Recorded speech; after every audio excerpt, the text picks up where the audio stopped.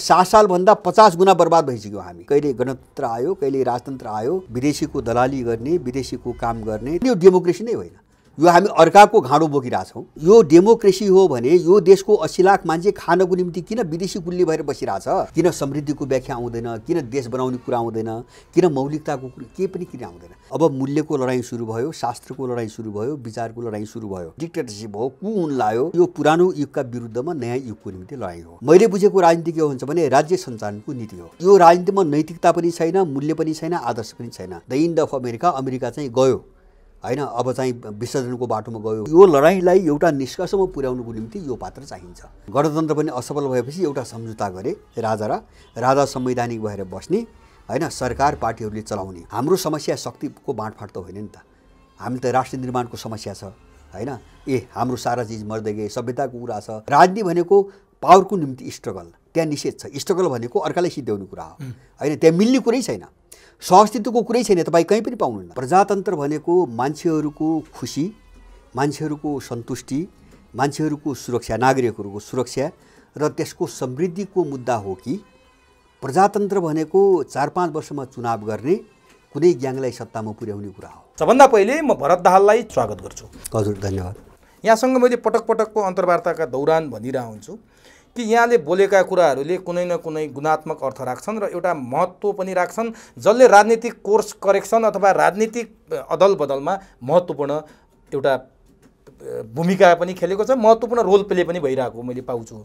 यहाँले भनिदिनुहोस् कि पश्चिमाहरूले त अनर्गल प्रचार त व्यापक गरे नि। उनीहरूको त्यो विक्षिप्तता हो। जस्तो उनीहरूको चाहिँ जस्तो लडाईँ, जस्तो पश्चिमाहरूले आफै के भन्छन् भन्दाखेरि रुस र चीनसँगको लडाईँ हाम्रो न्यारेटिभको लडाईँ हो। त्यो युरोपियनले धेरै पटक भनेका छन्, अमेरिकनले पनि भनेका छन्। न्यारेटिभको भनेको अब मूल्यको लडाईँ सुरु भयो, शास्त्रको लडाईँ सुरु भयो, विचारको लडाईँ सुरु भयो हैन। सार त्यही हो मैले बुझेको। तपाईँ विश्व व्यवस्था भने पनि, मल्टिपोलर विश्व भने पनि, सार चाहिँ लडाईँ के हो? न्यारेटिभकै लडाईँ हो। सार चाहिँ यो पुरानो युगका विरुद्धमा नयाँ युगको निम्ति लडाईँ हो। यससँग सारा चिज जोडिएको छ। तर यसलाई त्यो ठाउँसम्म पुर्याउने कुनै चाहिँ सचेत अथवा त्यो सक्षम लिडरसिप त चाहियो। त्यसकारणले यो बिचमा तुहिन दिन हुन्न भनेर उनले संविधान संशोधन गरे र चाहिँ पुटिन लामो समयसम्म सत्तामा बस्ने बाटो खोले हैन। त्यो उनीहरू चाहिँ डिक्टेटर भएर अथवा आफू मात्रै सत्तामा बस्नुपर्छ भनेर त्यो विधान संशोधन गरिएको होइन। किन अर्को व्यक्ति आयो भने यो काम गर्न सक्दैन। भनेपछि जुन उनीहरूले काम जुन स्थानमा पुर्याएका छन्, जुन लक्ष्यमा पुर्याउने उनीहरूको उद्देश्य छ, डेस्टिनेसन छ, त्यहाँ पुर्याउनका लागि उनीहरू दोहोरिनुपर्छ भनेर तार्किक निष्कर्षमा आफूले गर्दै आएको काम पुर्याउने उद्देश्यले संविधान संशोधन गरे। एकदम उनीहरू मात्रै होइन। जस्तो अब पुटिनको सम्पूर्ण पार्टी भनौँ र पार्टी संसदको निर्णय नै हो, पुटिनको चाहना मात्रै त होइन। जस्तो सीलाई पनि अहिले तेस्रो कार्यकाल फेरि दोहोऱ्याउने चाहिँ भए, त्यो त सिङ्गो चिनिया कम्युनिस्ट पार्टी, चिनियाको जो जनकाङ्ग्रेस छ, त्यो सबैको निर्णय हो। सबैको सहमति के हुन्छ भने यो लडाईँलाई एउटा निष्कर्षमा पुर्याउनुको निम्ति यो पात्र चाहिन्छ, अर्कोले सक्दैन। सम्पूर्ण सिङ्गो देशको हो यो, सिङ्गै देशको हो। त्यो व्यक्तिले तर यसलाई जस्तो पुटिनको विषयमा पुटिन अत्यन्तै निरङ्कुश छन्। पुटिनले यस्तो राजसी शैलीमा, राजसी ठाटमा जीवन बिताउँछन् कि जनताहरूलाई एक तरिकाको छ, उनी अर्को तरिकाको गर्छन् भन्ने पुटिनमाथि आरोप लाग्छ। उनका ती समाचारहरू पनि बेला बेला सार्वजनिक हुन्छन्। सीमाथि पनि त्यस्तै आरोप लाग्न थाल्यो। अब तेस्रो कार्यकालको लागि पनि दोहोरिन थाले। कहाँ छ त्यहाँ लोकतन्त्र, कहाँ छ त्यहाँ जनमतको कदर भनेर व्यापक समाचार होइन। मैले देखेको के हो भन्छ भने अमेरिकामा भन्दा चीनमा मान्छे सुखी छन्, खुसी छन् हैन। चीनले गरिबी पुरै उन्मूलन गर्यो, गरिबीकी रेखामुनि मान्छे छैन हैन। 1.5-2 वर्ष अगाडि नै घोषणा गरेको हो। अमेरिका त्यो ठाउँमा कहिले पनि पुग्न सक्दैन हैन। अब रुसलाई जति एकाधिकारवादी भनुन् अथवा चाहिँ अधिनायकवादी भनुन् हैन, इन्डियाभन्दा शान्त र सुखी त्यहीको मान्छे छ, जति डेमोक्रेसीका कुरा गरे पनि। त्यसकारणले यिनी व्याख्या के हुन् भन्छ भने आफ्नो सापेक्षताका व्याख्या हुन्। जस्तो म पनि के भन्छु भन्छ भने, म पनि यहाँ के भन्छु भन्छ भने प्रजातन्त्र भनेको मान्छेहरूको खुसी, मान्छेहरूको सन्तुष्टि, मान्छेहरूको सुरक्षा, नागरिकहरूको सुरक्षा र त्यसको समृद्धिको मुद्दा हो कि प्रजातन्त्र भनेको 4-5 वर्षमा चुनाव गर्ने, कुनै ग्याङलाई सत्तामा पुर्याउने कुरा हो हैन। हामीले यो बहस चलाउनु पर्छ हैन। जस्तो हामीले फस्या छौँ नि, प्रजातन्त्र भनेको यहाँको मान्छे चाहिँ तपाईँको आनन्दले बाँच्न पाउने वातावरण हो कि प्रजातन्त्र भनेको यिनलाई 5-5 वर्षमा आलो पालो लुट्न सत्तामा पठाएर आफू विदेशमा गएर चाहिँ कुल्ली बन्ने व्यवस्था हो। हामीले त यो त बहस गर्नु पर्यो नि। अब त्यसकारणले प्रजातन्त्र त उनको व्याख्या हो, जे भनिरहेछन् नि किन उनीहरू सत्तामा छन्, उनको पकड छ, पहुँच छ, त्यस कारणले उनलाई यो प्रजातन्त्र हो, हामीले त होइन होइन। तर पश्चिमाहरूले अत्यन्तै दुहाई दिन्छन् कि प्रजातन्त्र, मानव अधिकारको, स्वतन्त्रताको होइन, यसबाट उनीहरूले फाइदा उठाएका छन्, त्यस कारणले दुहाई दिन्छन् होइन। जस्तो आम जनता मरेको छ, जस्तो चाहिँ मैले हिजो मात्रै एउटा तथ्याङ्क पढेँ होइन, त्यो अमेरिकाको एउटा चाहिँ कुनै रिसर्च संस्थाले निकालेको हो। अमेरिकामा अहिले अमेरिका छोडेर युरोपको नागरिकता लिने अमेरिकीहरूको जनसङ्ख्या 40% पुग्यो भनेर एउटा सर्भे चाहिँ रिजल्ट, माने 40% अमेरिकनहरू अमेरिकामा बस्न चाहन्न अहिले होइन, त्यसलाई उनीहरूले प्रजातन्त्र भनिरहेका। अब यहाँले यसो भन्नुहुन्छ रुस छोडेर निस्कने रसियनहरूको सङ्ख्या चाहिँ डरलाग्दो छ भनेर फेरि यिनै पश्चिमा मिडियाले लेख्छन्। अब केही त गयो होलान्, गएनन् म भन्दैन सङ्कटको बिचमा, तर यो सबै हौवा हो होइन। जस्तो उनले केसम्म प्रचार गरे भन्छ भने, जस्तो 2-3 वर्षदेखि पुटिनलाई अल्जाइमर भयो होइन, यो बौला भइसक्यो, दिमागले काम गर्दैन भने, क्यान्सर भयो, अब मर्न मात्रै बाँकी छ होइन, 2-4 महिनाभन्दा बढी जीवित रहन्न भने होइन। अनि चाहिँ तपाईँको अब उसको आलिशान चाहिँ तपाईँको बसाई, उसको भोग विलाससँग जोडेर कथाहरू बनाए। कहिले चाहिँ पुटिनको विरुद्धमा कु हुँदैछ भने बोरिसले, बेलायतका पूर्व प्रधानमन्त्री बोरिसले त महिला भइदिएको भए यिनी यस्तो कठोर हुने थिएनन् भनेर पनि भने होइन। अब हरेक खालको भनेको छ, जस्तो सीलाई त्यही भनेका छन्। अब त्यो यस्तो कुरो कहाँबाट आउँछ भन्छ भने उनीहरू मुद्दामा पराजित भए होइन, उनको समस्या त्यो हो। जस्तो उनको न्यारेटिभमा पराजित भए। जस्तो विश्वको यो तपाईँ हेर्नुहोस्, दोस्रो विश्वयुद्धपछि होइन, आखिर दुनियाँ यस्तो हुनुपर्ने वातावरण त थिएन, तर यिनले बनाए पश्चिमाहरूले। जस्तो सोभियत सङ्घको विघटनपछि त यिनको प्रतिद्वन्दी नै थिएन होइन, तर विश्व यस्तो छ। त्यस कारणले संसारको मान्छेले के बुझ्यो भन्छ भने पश्चिमाहरूले लगाएको डेमोक्रेसी, डेभलपमेन्ट र मानव अधिकारको नारा नै विश्वको विनाशको कारण हो। त्यो नै घातक हो होइन, घातकै त्यही हो, निष्कर्षै त्यही हो। जस्तो चाहिँ मैले भने नि 40% अमेरिकनहरूले अमेरिका छोड्न किन चाहिरहेका छन्, किन सबै अमेरिकन डिप्रेसनमा परिसक्यो होइन।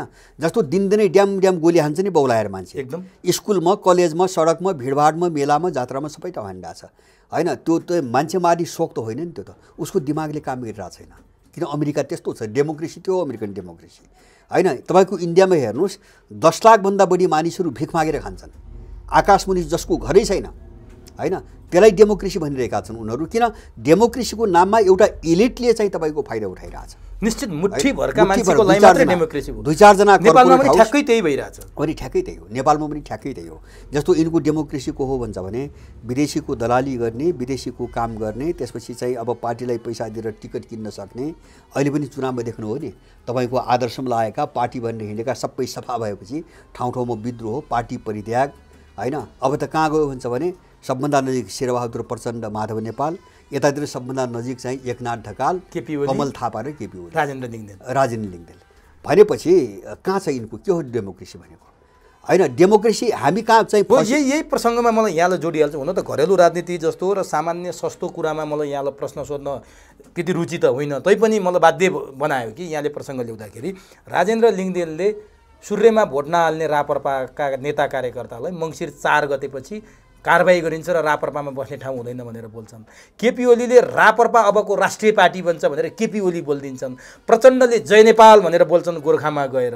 अब मैले मात्रै होइन रुखमा भोट हाल्ने, हिजो गिरिजाप्रसाद कोइरालाले हँसिया हतौडामा हाल्यो भने मलाई रुखमा भोट हाल्न कुनै अप्ठ्यारो छैन, काङ्ग्रेसले नि मान्नु हुँदैन अप्ठ्यारो भन्छन्। यो कस्तो खालको डेमोक्रेसी हो, यसले कता लैजाँदैछ? हो हामीले बुझ्ने हो। मैले भन्छु नि, दुईवटा चिजमा स्पष्ट हुनु पऱ्यो। पहिलो कुरो पश्चिमाहरूले डेभलप गरेको राजनीतिको व्याख्या।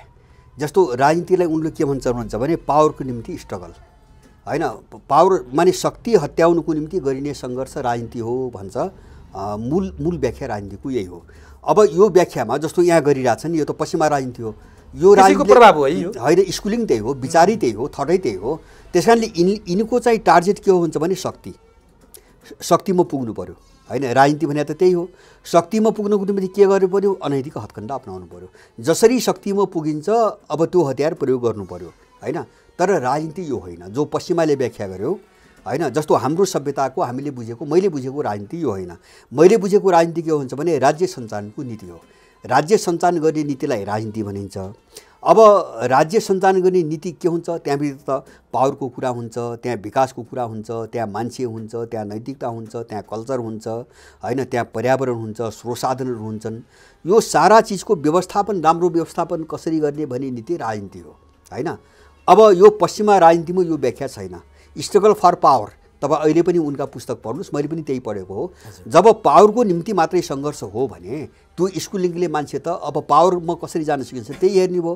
त्यस कारणले यो राजनीतिमा नैतिकता पनि छैन, मूल्य पनि छैन, आदर्श पनि छैन। एउटा कारण मैले त्यही देख्छु। जस्तो दोस्रो डेमोक्रेसी, प्रजातन्त्र, मैले अघि नै भने नि, अब जस्तो प्राचीन हाम्रो वैदिक साम्यवाद भन्छौँ हामी, वैदिक साम्यवादको व्याख्या कसरी गरिरहेछ भन्छ भने जहाँ राज्य थिएन, जहाँ कानुन थिएन र जहाँ शासक थिएन, त्यो एउटा नैतिक समाज व्यवस्था थियो हैन। तपाईँको राज्य नभइकन पनि समाज त चल्दो रहेछ नि, त्यो पनि साम्यवाद हैन। कानुन बिना नै चाहिँ सबै मान्छे न्यायिक रूपमा बाँच्न सक्ने हैन, राज्य बिना नै सबै मिलेर बस्न सक्ने, शासक बिना नै चाहिँ तपाईँको एउटा सत्ता चल्न सक्ने। आखिर त्यो युग पनि त रहेछ वैदिक साम्यवाद हैन। त्यो मात्रै हैन, हामीले प्राचीन गणराज्य भन्छौँ, जस्तो एथेन्सको गणराज्य, कपिलवस्तुको शाक्य गणराज्य, इन्डियाका जस्तो वैशाली लगायतका ठाउँका महाजनपदहरू भन्छौँ। अहिलेको भन्दा एकदमै उन्नत र परिष्कृत थिए भनेर अहिलेको राजनीतिक शास्त्रले पनि पढाइरहेछ।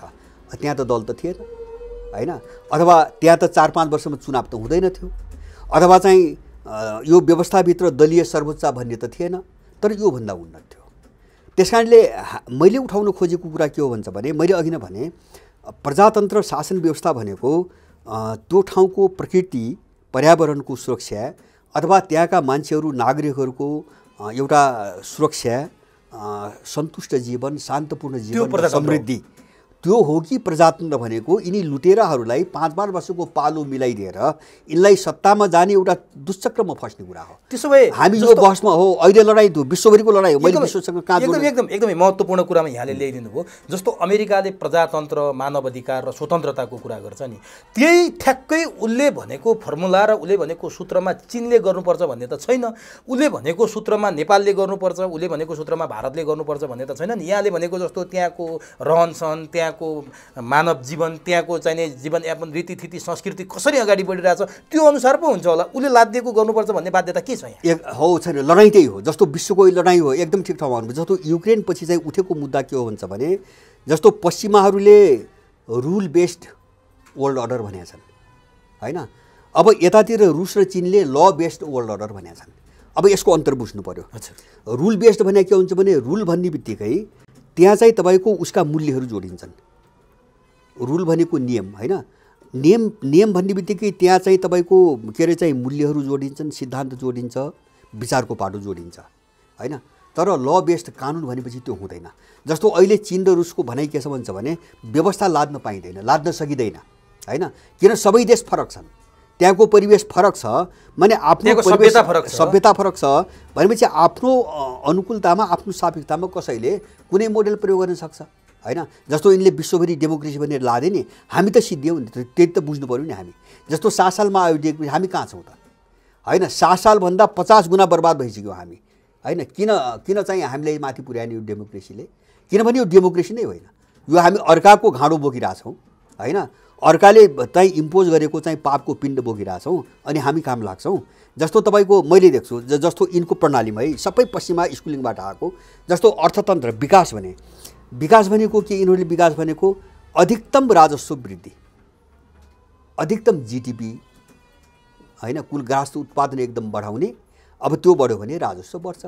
तर यिनको डेभलपमेन्टले के भन्दैन, त्यो विकासले मान्छे बन्नुपर्छ भन्दैन, राजस्व बढ्नुपर्छ भने। किन? राजस्वमा पहुँच त त्यसको छ नि, त्यो लुटिरहेको छ। त्यस कारणले राजस्व बढी बस्यो, जति बढ्यो हैन, उसको पावर त्यति बढ्छ, उसको हात त्यति बढ्छ। जस्तो अहिले चाहिँ तपाईँको नेपाल पहिलेको भन्दा धेरै माथि गयो भन्छ हैन, तर मान्छे त झन्झन कमजोर छ भन्नुहोस् न। झन्डै 80 लाख मान्छे विदेशमा छ, किन मान्छे बनाएन? यिनको इकोनोमीले किन मान्छे बनाएन? किन? यो चाहिँ आम मान्छे बनाउने इकोनोमी होइन, हामीले यही बुझेनौँ। त्यस कारणले हामी डेभलपमेन्ट भने के हो बहसमा जानु परेन। अब मैले भने नि, यो डेभलपमेन्टको मोडेलले हामीलाई बर्बाद पार्यो। त्यस कारणले हामी आफ्नो मोडेलको विषयमा बहस गर्ने कि नगर्ने, एउटा मेरो कुरा। म अरू क्षेत्रमा 3टा क्षेत्रमा उदाहरण दिन्छु। जस्तो न्यायिक क्षेत्र, हामी भन्छौँ नि न्याय पाइन बन्द भयो, पैसा छ न्याय पाउनु भयो, पीडित हुनुहुन्छ भने पनि होइन, भने जसले पैसा खर्च गर्छ त्यसैले न्याय पायो, अन्यायले न्याय पायो, भने गरिबले त जीवनभर न्याय पायो। अब यस्तो किन भइरहेछ? एउटा फ्याक्टर हामी बुझिरहेको छैनौँ। जस्तो न्यायाधीश नियुक्त कसरी हुन्छ हैन, अङ्क उसले ल्याएको परीक्षामा वा बढुवामा उसले ल्याएको अङ्क, तर त्यो न्यायाधीशको योग्यता गुणको आधारमा यहाँ चाहिँ मापदण्ड हुँदैन हैन। त्यो न्याय दिन सक्ने मान्छे होइन, अङ्क बढी ल्याउने मान्छे न्यायाधीश भइरहेछ, त्यसले कसरी न्याय दिन्छ? अनि यस्तो नभइकन के हुन्छ मापदण्ड उनको स्कुलिङका कुरा गर्दैछु, उनको थट कस्तो छ। जस्तो चाहिँ प्रधानमन्त्री, मन्त्री वा मान्य भन्ने चाहिँ कुरा पार्टीमा जसको पहुँच छ, जसँग पैसा छ त्यही भन्ने हो। त्यसको निम्ति योग्यता चाहिने, योग्य हुनुपर्छ भन्ने कुरा भएन। जस्तो यो प्रणालीमा त्यो मन्त्री मान्य वा प्रधानमन्त्री बन्नको निम्ति कुनै मापदण्डहरू हुन्छन्, योग्यता हुनुपर्छ भन्ने कुरा छैन। उसले के गर्छ, पहुँचको कुरा मात्रै गर्छ, किन उसको राजनीति पावरसँग जोडिएको छ। बस मैले सुरुमा भने उसको राजनीति पावरसँग जोडिएको छ। पार्टीमा जसको पावर छ मन्त्री हुने त्यही हो, मान्य हुने त्यही हो। अर्को चाहिँ तपाईँको जस्तो कानुनको कुरा गर्छु, तपाईँ कानुन हेर्नुहोस्, अहिले हामीले विश्वभरि प्रचलित जो कानुन गर्छौँ नि, यो दण्डात्मक कानुन हो। हामीले बुझेका छैनौँ यो कानुनको परिकल्पना के छ। मान्छे अटोमेटिकली स्वभावतः मान्छे क्रिमिनल हो भन्ने कुरा को सिद्धान्तसँग जोडिएको छ।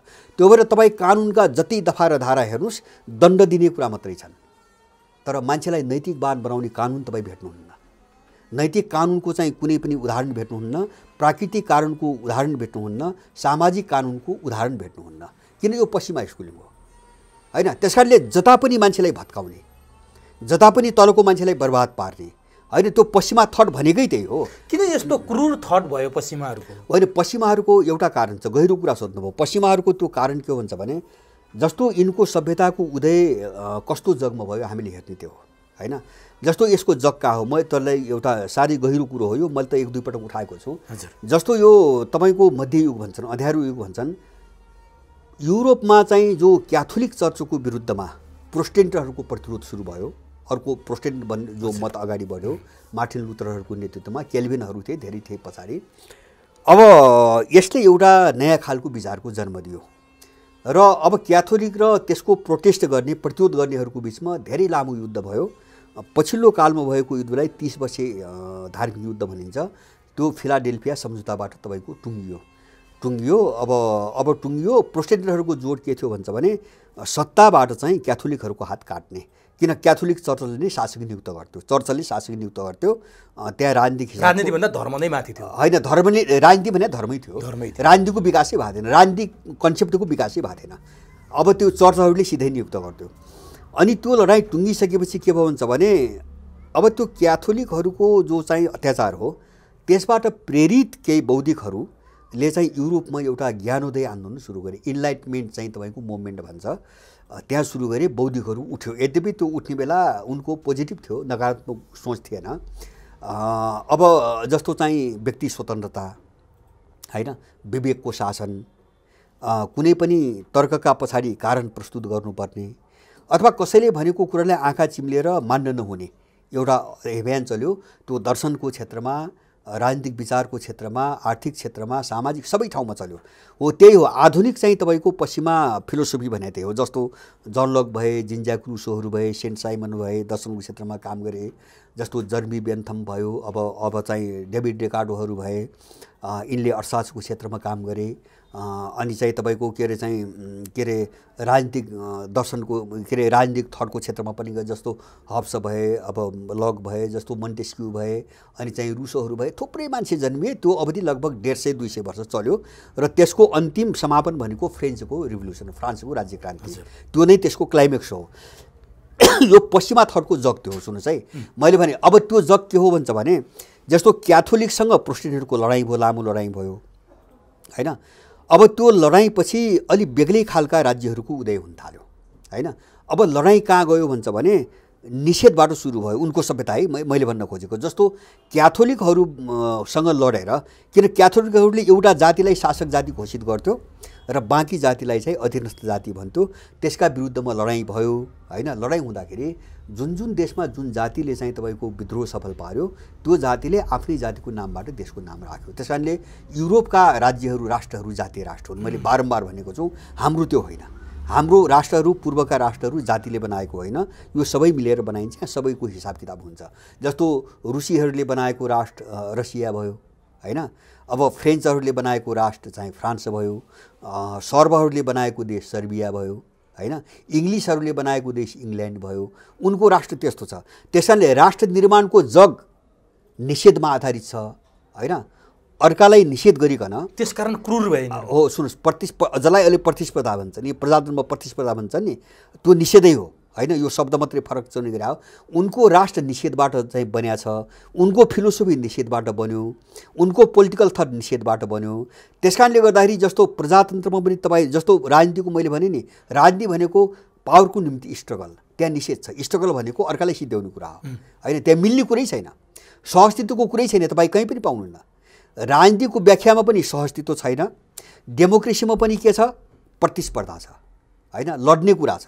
यद्यपि त्यो चुनावको रूपमा व्यवस्थित गरे हन्, तर त्यो त लड्ने कुरा छ, मिलेर देश बनाउनु पर्छ भन्ने। प्रतिस्पर्धालाई डेमोक्रेसीको सुन्दर पक्ष भनेर सुन्दर पक्ष भनेका छन् हो, त्यो पश्चिमा थटको कुरा। जस्तो डेमोक्रेसीमा चाहिँ तपाईँको लड्ने कुरा छ, प्रतिस्पर्धा छ।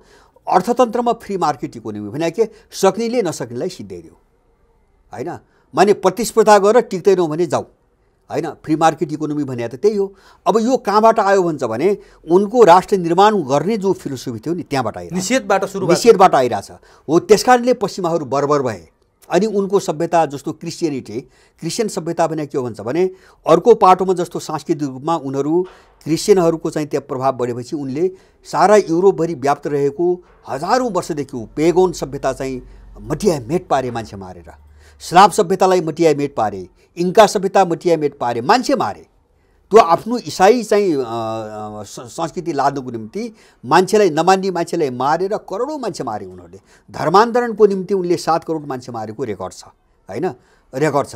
माने इन्का सभ्यता सके, माया सभ्यता सके, पेगोन सभ्यता सके होइन। मैले युरोपका कुराहरू छु, युरोप र अमेरिकी महादेशका, उनले स्लाव सभ्यता सके। अब त्यस कारणले उनको जन्म, उनको जो सिभिलाइजेसन भन्छ नि पश्चिमी सभ्यता, त्यो एउटा बर्बरता र एउटा खुनी प्रवृत्तिमा आधारित छ, निषेधमा आधारित छ। त्यस कारणले पश्चिमा मेन्टालिटी कहिले पनि चाहिँ शान्तिपूर्वक बाँच्न चाहन्न, मिलेर कसैको अस्तित्व स्वीकार गर्दैन। अस्ति भर्खरै बोरिस के अरे चाहिँ के युरोपियन विदेश नीति चिफ छ नि, बोरेल जोसेफ बोरेल, उसले एउटा भनेको कुरा ठुलो चाहिँ विश्वभरि विवाद भएर चाहिँ अस्ति माफी माग्यो। उसले के भन्यो भन्छ भने युरोपियन बाहेक बाँकी विश्व सबै जङ्गली चाहिँ शासन, जङ्गली ऊ हो, विश्व हो भन्ने भन्यो। अनि अहिले माफी मागिरहेछ विश्वभरि निन्दा भएपछि। उनीहरूले अहिले पनि आफू बाहेक अरूलाई जङ्गली नै देख्छन्, तर वास्तवमा जङ्गली उनी हुन्। त्यस कारणले यिनको वर्चस्व रहेसम्म यो दुनियाँ शान्त कहिले पनि हुँदैन। तर सुन्नुहोस् म टुङ्ग्याउँछु, के कारणले हुँदैन भन्छ भने यिनको उत्थान, यिनको सभ्यताको मियो जरो भनेको निषेधमा चाहिँ बाट अगाडि बढेको छ, उम्रेको छ। जसरी यहाँले के लगाइदिनु भयो नि, यो बाहिर झट्ट सुनिदा सञ्चार माध्यममा हेर्दा उनीहरूको सञ्चार माध्यम त धेरै पावरफुल भएर आएका छन्। सबै कुरा अघिदेखि सुरुदेखि नै मैले जोड दिएर भनिरहेको छु। यहाँले यसरी व्याख्या गरिरहनु भएको छ कि यिनीहरूको सुरुवाती नै, यिनीहरूको पहिलो पाइला नै निषेधबाट सुरु भएको छ, त्यसकारण संसारभरि यिनीहरू बर्बर आतङ्क मचाइरहेछन् भनेर यहाँले भनिरहनु भएको छ। तर बाहिर हेर्दा सम्पूर्ण सुन्दर पक्ष त त्यही छ भन्ने देखिन्छ र मान्छेलाई भ्रम पारिरहेछ। यो भ्रम कहिलेसम्म ठिक छ? होइन, त्यो भ्रममा पर्नेहरूको समस्या हो। भ्रममा पर्नेहरूको समस्या किन हो भन्छ भने ल चाहिँ प्रचारमा अब उनी माथि छन्, उनीसँग चाहिँ सञ्जाल बढी छन्, त्यो आफ्नो ठाउँमा छ। तर भ्रममा पर्ने मान्छेले अनुभूति त गरेका छ नि, त्यसबाट बुझ्नुपर्छ पर्दैन। यही हामीसँग आएर यो कसैलाई बुझाउनु पर्ने कुरो हो। जस्तो हामीले हाम्रै देशको कुरा गर्दा यो डेमोक्रेसी हो भने यो देशको 80 लाख मान्छे खानको निम्ति किन विदेशी गुल्ली भएर बसिरहेछ, यो प्रश्न गर्न हामी सक्दैनौँ। यहीँनिर जसले यहाँको भन्दा फरक विचार राख्नुहुन्छ उहाँहरूसँग मैले अन्तर्वार्ता गरेर कुराकानी गर्दा यदि त्यसो हो, साँच्चीकै पश्चिमाहरू त्यति क्रूर र पश्चिमाहरू त्यति निषेधको राजनीति गर्छन् भने तपाईँको छोराछोरी किन चीन जान खोज्दैन, तपाईँको छोराछोरी किन उत्तर कोरिया जान खोज्दैन, किन रसिया जान खोज्दैन, किन यिनीहरूको सबैको अन्तिम इच्छा भनेको अमेरिका, युरोप, अस्ट्रेलिया, क्यानाडा नै हुन्छ त भनेर मलाई प्रति प्रश्न गरिदिनुहुन्छ कि? होइन, अरूले यसको आशय के हो? अरूले दोहन गर्दैनन्। जस्तो जो युरोप अमेरिका जान्छन् नि, त्यहाँ गएर हामी बन्यौँ भन्ने एक थरीलाई भ्रम छ होइन।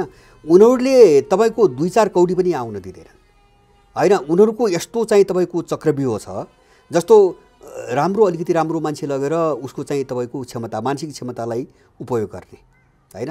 जस्तो अहिले युरोपियनहरू, अमेरिकनहरू त्यही गर्छन्, राम्रो मान्छे लाग्छन्। जस्तो वैज्ञानिक, पढे लेखेको, अलिकति चाहिँ गुण भएको, क्षमता भएको। जस्तो कतार दुबईतिर जाने मान्छे उनीहरू लिँदैनन्। हाम्रा जो लिँदैन मान्छेहरू लिएको त देखिँदैन, लिँदैन ड्रेन चाहिँ गराइरहेको। एउटा त शोषण गर्ने हो, जस्तो कसैको क्षमताको शोषण गर्ने एउटा बाटो भयो। दोस्रो पैसाकै कोणबाट हेर्ने हो भने पनि जो मान्छे केही वर्ष बसेर अलिकति पैसा कमाएर चाहिँ म देशमा फर्किन्छु भनेर जान्छ, त्यसले केही पैसा आएको देख्छ। तर जो मान्छे त्यहाँ गएर घर किन्छ, गाडी किन्छ, बस्छ, बनेको देखाउँछ नि, त्यो मान्छे नेपाल फर्किन चाह्यो, फर्किँदाखेरि ऊ रित्तै फर्कन्छ। मलाई धेरैले भनेका छन्। किन भन्छ भने उसले घर गाडी अथवा चाहिँ पिआर नागरिकता दिएर तपाईँको अब उसले जिन्दगीभरि कमाएको सबै पैसा उही असुल गर्छ, फर्किँदाखेरि तपाईँसँग केही पनि हुँदैन। यो मलाई धेरै मान्छेले सुनाएका छन्। खाली हात पठाइदिन्छ, खाली हात पठाउँछ। होइन जस्तो घर किन्नुभयो, किस्तामा त पैसा तिर्नु पर्यो होइन, गाडी किन्नुभयो पैसामा किस्ता किन्नु पर्यो, अनि तपाईँले किस्ता पुरा गर्दा गर्दै गाडी पनि कवाडी हुन्छ, घर पनि भत्काउनु पर्ने समय आउँछ, तपाईँ फर्किने रित्तो हो। उनले त्यस्तो चाहिँ। अनि अर्को एउटा न्यारेटिभ डरलाग्दो के छ भने जो त्यहाँ गएर त्यसरी पढे लेखेर अथवा जागिर खाएर आउँछन् तिनीहरू कुनै न कुनै उनीहरूका दास बन्छन् र उनीहरूका एजेन्ट बन्छन् र नेपाल अथवा नेपाल जस्ता मुलुकहरू ध्वस्त पार्छन् भन्नेहरू पनि छन्। यो चाहिँ के हो? होइन, उनीहरूको त ठुलो हतियार हो। जस्तो एउटा शिक्षा प्रणालीबाट नेपालमै पनि त्यो गरिरहेछन्। जस्तो अहिले पनि पढे लेखेका भनिने मान्छेहरू होइन यही चिज एकदम उन्नत डेमोक्रेसी यही हो, विकास भनेको यही हो त भनिरहेछन्। यही पनि भनिरहेछन्। शिक्षा प्रणाली उनको हो, शिक्षा प्रणाली त उनको हो। उनले आफ्नो इकोनोमी पढाइरहेछन्, उनले आफ्नो पोलिटिकल साइन्स पढाइरहेछन् होइन, अथवा उनले आफ्नो सोसियोलोजी पढाइरहेछन्। त्यही कारणले जस्तो यहाँका मान्छेहरू जस्तो साम्प्रदायिक निस्किन्छ, सोसियोलोजी मान्छेहरू यहाँका साम्प्रदायिक निस्किन्छ। किन भन्छ भने उनले साम्प्रदायिकता पढाउँछन्, किनभने उनका देशहरू उनका राष्ट्र साम्प्रदायिकताबाटै चाहिँ बनेका हुन्, साम्प्रदायिकताका आधारमा उठ्या हुन्। जस्तो चाहिँ तपाईँको डेमोक्रेसी अमेरिकामा किन नस्लवादको समस्या कहिले सुल्झिन्न, हामीले यति बुझौँ न। कालाहरूसँग किन यत्रो लडाइँ छ, यत्रो ईर्ष्या छ यिनीहरूको होइन। जस्तो अहिले आउँदाखेरि कालासँग मात्रै होइन, अरू जातिसँग मात्रै होइन, त्यही चाहिँ एउटै नस्लभित्रका डेमोक्रेट रिपब्लिकनहरू मूल्यको लडाइँ यति चर्को भयो अमेरिकामा कि रिपब्लिकनहरूले सशस्त्र युद्धको माग गरे। अब अर्को विकल्पै छैन, अमेरिका बनाउने हो भने अर्को विकल्पै छैन भनेर भनिरहेछ होइन। किन त्यहाँ चाहिँ उनकै बिचमा चाहिँ कहिले पनि शान्ति हुँदैन, किन चाहिँ सधैँभरि द्वन्द्व हुन्छ। भाइ मैले भने नि तपाईँले जे चिज भन्नुहुन्छ नि, प्रजातन्त्र भन्नुहोस्, विकास भन्नुहोस्, वा अरू जेसुकै भन्नुहोस्, त्यसको चाहिँ लक्ष्य के हो हामीले हेर्ने त। त्यसको लक्ष्य मान्छे बनाउने हो कि होइन, त्यसको लक्ष्य मान्छे बाँड्ने हो, मान्छे बनाउने हो कि मान्छे बिगार्ने हो। उनले के गरिरहेका छन् हामीले व्यवहारमा देख्नु। मैले भने नि नेपालमा 7 सालदेखि प्रजातन्त्रको नाममा यहाँ के गरिरहेछन् त हामीले अनुभवबाट भन्न सक्दैनौँ। यहाँको मान्छे कहाँ पुग्यो आज? महँगी यो चाहिँ 6 महिना युक्रेन सङ्कटको बहानामा 400% मूल्य बढाएको छ केही सामानमा, 400% होइन। यसैलाई हामी प्रजातन्त्र भनिराख्ने, डेमोक्रेसी भनिराख्ने, यो कसको निम्ति हो? यो त जो सत्तामा छ उसको निम्ति भयो त। किन संसारको कुनै पनि चिज मैले यो माने व्याख्या मात्रै डेमोक्रेसी भनेको सत्तामा बस्नेहरूका लागि मात्रै हो, सर्वसाधारणको लागि होइन। सार्वभौम व्याख्या कुनै पनि चिजको हुँदैन। डेमोक्रेसी मात्रै होइन, मान्छेको एउटा चाहिँ भ्रम के छ स्तर के छ भन्छ भने संसारमा जति पनि चिज तपाईँ हेर्नुहोस् सबैको व्याख्या र परिभाषा सापेक्ष हुन्छ होइन। तपाईँले कुनै पनि चिजलाई आफ्नो सन्दर्भमा मात्रै बुझ्नुहोस्, मेरो सन्दर्भमा त्यो चिज तपाईँ बुझ्नुहुन्न, तपाईँको निम्ति काम लाग्दैन होइन। किन भन्छ भने निरपेक्ष चिज हुँदैन। जस्तो म एकछिन भन्छु नि, सापेक्ष कस्तो हुन्छ भने तपाईँ यहाँबाट नुवाकोट जान थाल्नुभयो, यहाँबाट जाँदाखेरि त तपाईँ यतातिरबाट उकालो चढ्नुहुन्छ नि, अब फर्किँदाखेरि तपाईँले उकालो चढेको चिज तपाईँलाई ओह्रालो भन्छ होइन। त्यसलाई कसरी अर्थ लगाउँछ तपाईँ? त्यो उकालो कि ओह्रालो केही पनि होइन, उताबाट ओह्रालो त्यो त तपाईँको पोजिसनले तय गर्छ होइन। तपाईँ यताबाट जानुहुन्छ भने त्यो उकालो हो, उताबाट आउँदाखेरि ओह्रालो हो। त्यस कारणले त्यसको व्याख्या सापेक्ष हुन्छ, त्यो उकालो पनि होइन ओह्रालो पनि होइन। त्यस कारणले जस्तो सबै चिजको व्याख्या सापेक्ष हुन्छ होइन। जस्तो एउटा हात्तीको निम्ति यत्रो गहिरो भएको चाहिँ तपाईँको पानी त्यो छिपछिपी पानी हो, तर खरायो त्यसमा गयो भने डुब्छ, त्यति फरक पर्छ। त्यस कारणले गर्दाखेरि उनीहरूले आफ्नो जस्तो हामीले बुझ्ने के भन्छ भने डेमोक्रेसी डेभलपमेन्ट जेसुकै भनौँ उनका जे छ नि, त्यो त उनको सन्दर्भमा, उनको आवश्यकतामा, उनको भूमिमा उनले आफ्नो परिवेश हेरेर बना चिज हो, नेपाल हेरेर बनाएको होइन। अनि यहाँ कसरी काम लाग्छ? तर जबरजस्ती लादिरहेछ, उनको पावर थियो लाद्यो हो। त्यसैले जो विनाश निम्ति आयो नि आज विश्वभरिको फ्रस्ट्रेसन त्यही हो होइन। मैले भने नि अमेरिकाका 40% मान्छे त्यहाँबाट निस्कन खोज्नेको कारण पनि त्यही हो, अहिले युक्रेन सङ्कट पनि त्यही हो। र अहिले संसारका सबै देशहरू, एउटा देश मात्रै होइन सबै देशहरूमा, जस्तो अहिले रुसकै सन्दर्भमा म भन्छु, एउटा उदाहरण दिन्छु, मान्छे कसरी चाहिँ टाउको उठायो अहिले, यो दबेको टाउको अहिले मौका पायो भन्छ भने भन्नलाई यिनीहरूसँग मिडिया प्रोपोगन्डा छ र रुस चाहिँ विश्व समुदायबाट अलग थलग छ भन्छ। त्यो उनले विश्व समुदाय भने आफूलाई हो, कति छन् ल रुसमाथि स्याङ्सन लगाउने, अमेरिका र चाहिँ युरोपको मानेर स्याङ्सन लगाउने को छन्? युरोपियन युनियनभित्रका चाहिँ तपाईँको 22 देश, 27 मध्ये सबै छैनन्, धेरैले विद्रोह गरिसके।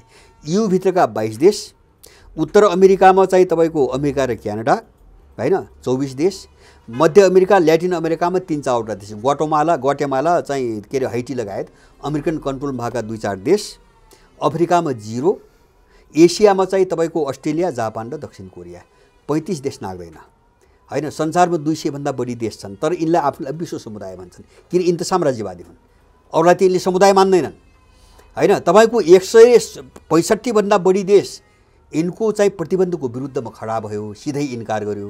इन्डियाले इन्कार गर्यो, ब्राजिलले इन्कार गर्यो, फ्रान्सले लगभग इन्कार गरे जस्तै, किनभने एटोमिक युद्धमा म समावेश हुन्न उसले भनिसक्यो हो गरिरहेछ। यिनले आफूलाई विश्व समुदाय भन्छन्। त्यो यिनको साम्राज्यवादी, मैले भने त्यो आततायी मानसिकता हो। मैले बोरेलको कुरा गरेँ नि होइन, तपाईँको अरू बाँकी जङ्गली हुन् भन्यो नि अस्ति भर्खरै होइन। किन? उनीहरू आततायी हुन्, अरूलाई मान्छे गर्दैनन् उनीहरू। त्यस कारणले गर्दाखेरि उनीहरूले गर्ने व्याख्या के हो त्यो हामी त्यही फसेको हो, हामी फसेकै त्यही हो होइन। जस्तो उनको चाहिँ जब व्याख्या हामी घोक्न थाल्यौँ नि, मैले यही प्रजातन्त्रको कुरा गर्छु। मैले भने नि प्रजातन्त्र किन? पावरको कुरा मात्रै छ। किन? सत्ता पावर हत्याउनुको निम्ति जे पनि गर्ने कुरा मात्रै किन छ होइन। किन यहाँ मान्छेहरूको खुसीको कुरा गरिँदैन, त्यो व्याख्या आउँदैन। किन समृद्धिको व्याख्या आउँदैन? किन देश बनाउने कुरा आउँदैन? किन मौलिकताको कुरा के पनि किन आउँदैन? किन भन्छ भने यो प्रजातन्त्रको उत्थानको सन्दर्भ हामीले बुझ्नुपर्छ। यो बेलायतबाट उत्पत्ति भयो होइन, बेलायतबाट उत्पत्ति भयो। अब बेलायतबाट कस्तो परिस्थितिमा उत्पत्ति भयो भन्छ भने त्यहाँ राजा र हुइग र टोरी भन्ने दुईवटा पार्टी थियो, जो अहिले कन्जर्भेटिभ लेबर छन्। यिनका बिचमा लडाइँ, लामो लडाइँपछि कहिले गणतन्त्र आयो, कहिले राजतन्त्र आयो। अनि हारथाक खाएर गणतन्त्र पनि असफल भएपछि एउटा सम्झौता गरे राजा संवैधानिक भएर बस्ने होइन, सरकार पार्टीहरूले चलाउने सम्झौता भयो। अब उनको समस्या पावर डिभिजन, शक्तिको बाँडफाँडको समस्या मात्रै थियो, अरू थिएन होइन। उनको आफ्नो अर्थतन्त्र थियो, आफ्नो सभ्यता थियो, अब सबै चिज थियो। तर लडाइँ के सुल्झिएको थिएन? पावरको। त्यसैले पावरको होइन, शक्ति चाहिँ वितरणको बाँडफाँडको मुद्दा सुल्झाउनुको निम्ति उनले जो सम्झौता गरे त्यसलाई उनले डेमोक्रेसी भए, हामीले त्यही बोकाइदिए। हाम्रो समस्या शक्तिको बाँडफाँड त होइन नि त, हामी त राष्ट्र निर्माणको समस्या छ होइन। हाम्रो सारा चिज मर्दै गए, सभ्यताको कुरा छ, संस्कृतिका कुरा छन्। अब यो सभ्यता र संस्कृतिको कुरा यहाँले जोड्दाखेरि जस्तो हाम्रा वेदहरू आज पश्चिमाका विश्वविद्यालयमा पढाइ भइरहेका छन्। जर्मनीको 14वटा विश्वविद्यालयमा त हाम्रा वेद पढाइ भइरहेका छन्, जबकि हाम्रा गुरुकुलमा हुन्छन्, हाम्रो शिक्षा प्रणालीमा वेदको कुनै गुन्जायसै छैन। स्कुल लेभलदेखि पिएचडी गर्दासम्म पनि हामीले वेदको बारेमा पढ्न पाउँदैनौँ। उपनिषद लगेर उनीहरूले पढेका छन्, उनीहरूका विश्वविद्यालयमा पढाइ हुन्छन्। हाम्रा विश्वविद्यालयमा स्कुल लेभलदेखि नै उपनिषदको कुनै चर्चा परिचर्चा पनि छैन। हाम्रा सभ्यता र संस्कृति त उनीहरूले चोरेर अथवा उनीहरूले बोकेर गएर चाहिँ नि प्रचार गरिरहेछन्। हामी आफै हाम्रो सभ्यतामा आगो लगाइरहेछौँ, आगो झोसिरहेछौँ।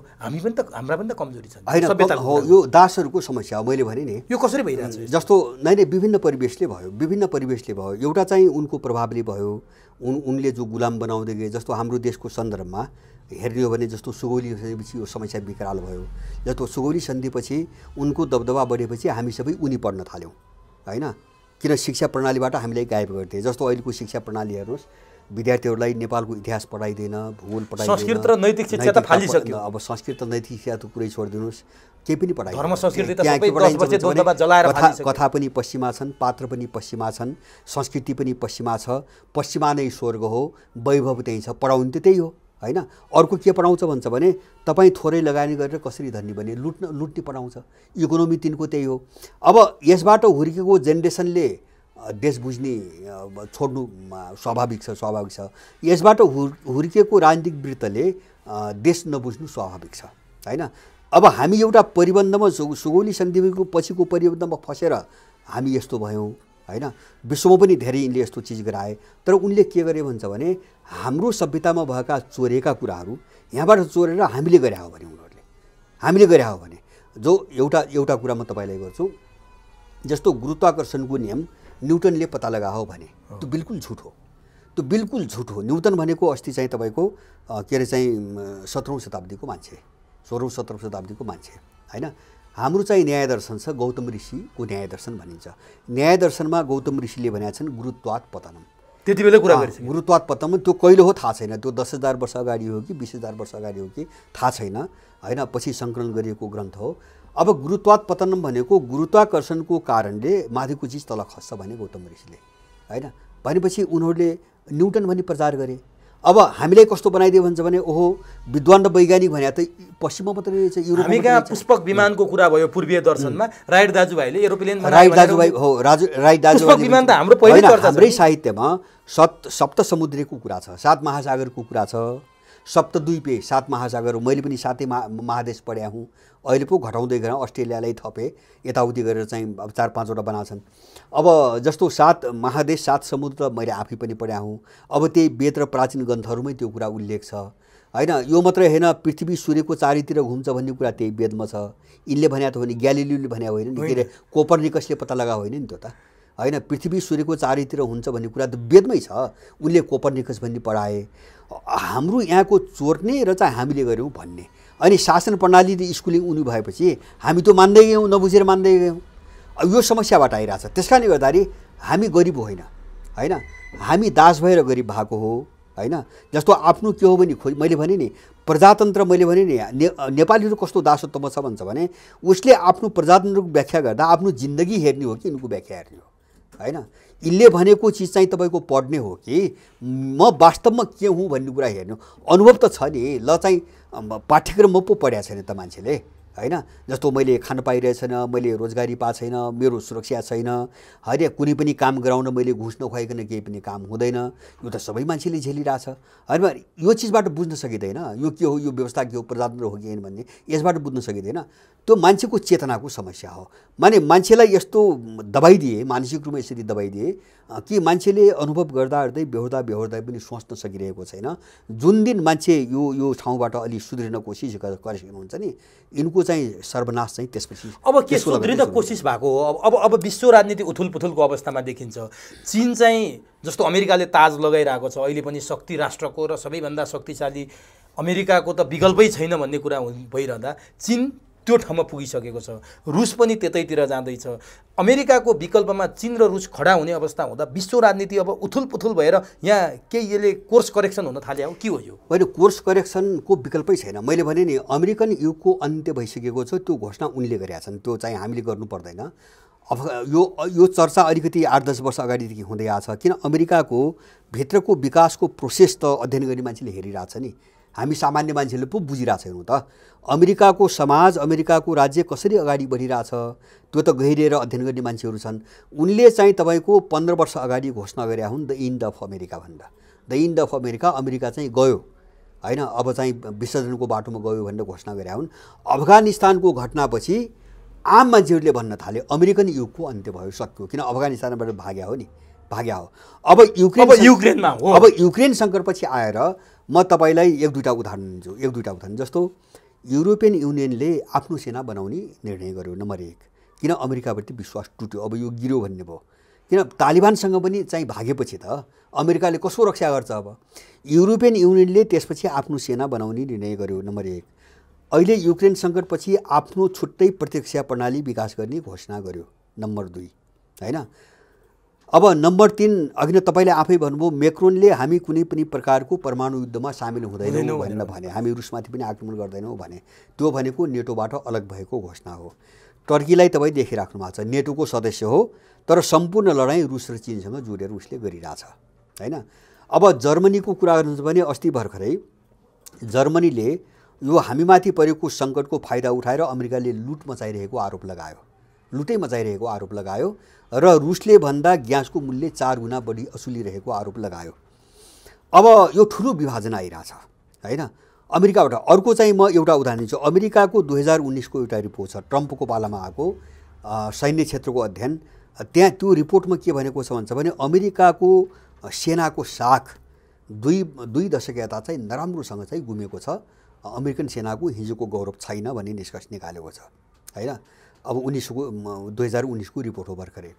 अब अहिलेको हालसालको कुरा गर्नुहुन्छ भने मैले चाहिँ तपाईँको हेर्छु नि, मैले चाहिँ क्रिमिया घटनापछि हेर्छु, आज मात्र होइन, क्रिमिया घटनापछि होइन, जर्जिया घटना भनौँ हैन, रुस र चाहिँ तपाईँको जर्जिया बिचको युद्ध, त्योदेखि क्रिमिया घटना अनि चाहिँ तपाईँको चाहिँ युक्रेन घटनासम्म आउँदाखेरि जस्तो अफगान आयो बिचमा, अमेरिकाले जति पनि ठाउँमा हात हाल्यो कहीँ पनि उसले जिता। भेनेजुएलामा पनि अर्को राष्ट्रपति घोषित गर्यो, केही लागेन। सिरियालाई केही पनि गर्न सकेन। लिबिया र इराकमा अनिर्णित अवस्थामा चाहिँ रुम लिएर बस्यो, अफगानिस्तानमा उद्देश्यमा पुग्न सकेन, अफगानिस्तानबाट भाग्यो, क्रिमियामा तमासे भयो, युक्रेनमा तमासे भयो र हुँदा के भयो भन्छ भने अब अहिले राष्ट्रसङ्घमा पनि अमेरिकाले चाहेअनुसारको निर्णय हुने चाहिँ युग चाहिँ समाप्त भयो। अब उसले चाहिँ जस्तो के दारा निस्केको बाघ, दारा र नङ्ग्रा निकालेको बाघ जस्तो पोलिटिकल प्रभाव पनि सिद्धियो हैन।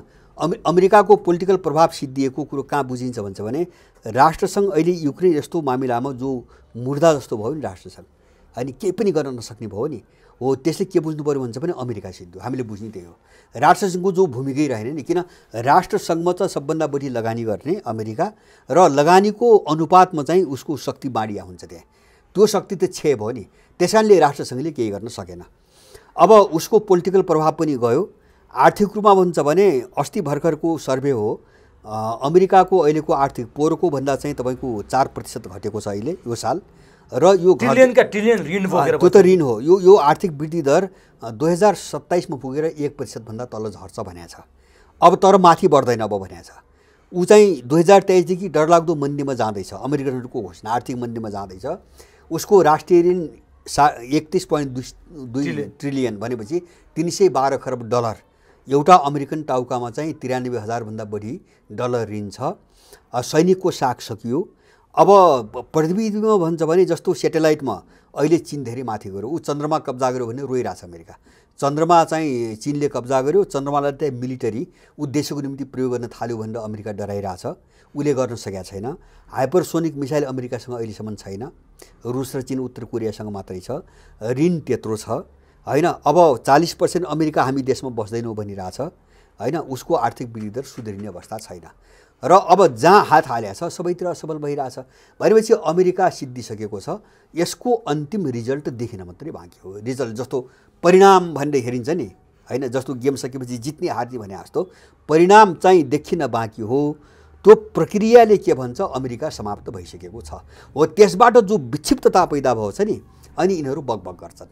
जस्तो चाहिँ पुटिन बौलायो, क्यान्सर भयो, अब नजरबन्दमा राखे, सिलाई डिक्टेटरसिप हो, कुन लायो। अनि यस्तो सिलै नजरबन्दमा राखे भनेर पश्चिमाहरूले फैलाएको यो जुन हौवा थियो, यसमा भारतका बीजेपीका जिम्मेवार नेताहरूले समेत ट्विट गर्ने अवस्था चाहिँ किन आयो? यिनीहरू चाहिँ किन यति बेखबर छन्? भारतीय इन्डियन स्कुलिङ भने कस्तो हुन्छ भने त्यो पश्चिमा स्कुलिङ हो, त्यसमा पनि एन्टी चाइनिज स्कुलिङ हो, एन्टी चाइनिज एन्टी पाकिस्तानी जिम्मेवार नेताहरू नै त्यसरी होइन भने इन्डियाको चाहे जिम्मेवार भनौँ, उनको स्तर पनि छैन। उनको इन्डियन राष्ट्रवाद भनेको चीन र पाकिस्तानको विरोध हैन। अनि चाहिँ तपाईँको इन्डियनहरूको विश्लेषण भनेको मैले हेर्छु अहिले पनि त्यही अमेरिकालाई तपाईँको के अरे पाकिस्तानलाई M16 चाहिँ तपाईँको उपकरणहरू दियो भनेर सत्तोश्राप गरिरहेछ अघिल्लो दिन। अनि चाहिँ पाकिस्तान विश्वको खतरनाक देश हो भने भोलिपल्ट बाइडेन बोल्यो, वाह वाह अमेरिका। र इन्डियनहरूको कस्तो छ भन्छ भने त्यो चाहिँ उनलाई मन नपर्ने देशहरूको विरोध गर्नुलाई नै उनले राष्ट्रवाद भन्छन्। उनको राष्ट्रवादका पछाडि कुनै सैद्धान्तिक व्याख्या छैन। उनीहरूलाई त्यसमा प्रमाण पनि चाहिँदैन, तथ्य पनि चाहिँदैन। होइन, प्रमाण र तथ्य त हुँदैन। इन्डियन जो न्युज च्यानल छ नि तपाईँको 95% पुरै हावा हुन्छ, पुरै हावा हैन। तथ्य पनि हुँदैन, प्रमाण पनि हुँदैन, कारण पनि हुँदैन। इन्डियन चाहिँ न्युज च्यानल त्यस्तो छन्। अब त्यसमा पनि चाहिँ अब चीन र पाकिस्तानको विरुद्धमा भयो भने उनलाई पुग्यो, केही पनि गर्नै परेन। त्यो पश्चिमा स्कुलिङ हो, त्यो पश्चिमाहरू स्कुलिङ हो। र अर्को के हो भन्छ भने त्यो कुण्ठा हो। मैले बुझेको किन भन्छ भने उनीहरू चीन उनको सपना छ नि त, हाम्रो भारतवर्ष प्राचीनदेखिको देश एउटा कुण्ठा छ, होस् नहोस् एउटा कुण्ठा छ हैन। तर गर्न ऊभन्दा अगाडि धेरै देश गइए। जस्तो ऊभन्दा पछाडि चीन 2 वर्ष पछाडि चीन स्वतन्त्र भएको, गरिबी उन्मूलन गर्यो। तिनको देशमा 10 करोड मान्छे भिख माग्छन् हैन। अब चीनको हाराहारीमा पुग्न उसलाई अरू 50 वर्ष लाग्छ। यही रफ्तारले गयो र चीन रोकियो भने पनि। तर प्रतिस्पर्धी ठान्छ त चीनको आफूलाई। हो, त्यही कुण्ठा हो। प्रतिस्पर्धी ठान्ने तर त्यो औकात पुग्दैन। अनि त्यहाँबाट जो कुण्ठा विकास हुन्छ नि, इन्डियनले त्यो ओगल्छ। त्यो भनेको गाली हो हैन। कुण्ठा भनेको त गाली हो, त्यसमा त प्रमाण केही पनि हुँदैन। इन्डियनहरूको पुरै चाहिँ चीन र पाकिस्तान विरोधी चाहिँ देशभक्ति हो, त्यसका पछाडि अरू केही पनि छैन। उनीहरू आफ्नो सोच। तर कहीँ कतै कहिलेकाहीँ चाहिँ फेरि त्यो जस्तै पछिल्लो समय भारतीय विदेश मन्त्री जयशङ्करको कुरा सुन्दा हामी अमेरिका कित्ताबाट चाहिँ अलग भयौँ। अब भारतवर्ष अथवा चीन यो पूर्वीय सभ्यताको संरक्षणका लागि भारत चीन र एसियाका देशहरू मिलेर विकास र समृद्धिमा अगाडि बढ्नुपर्छ भन्ने राय पनि बेला बेलामा बोल्छ।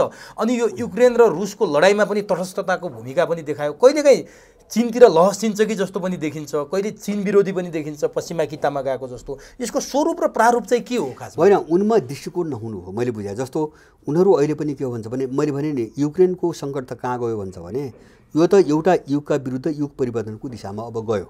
अब यो रोकेर रोकिँदैन, असम्भव। यो कुनै वार्ता कुनै सम्झौताबाट यो अब चाहिँ टुङ्गिँदैन।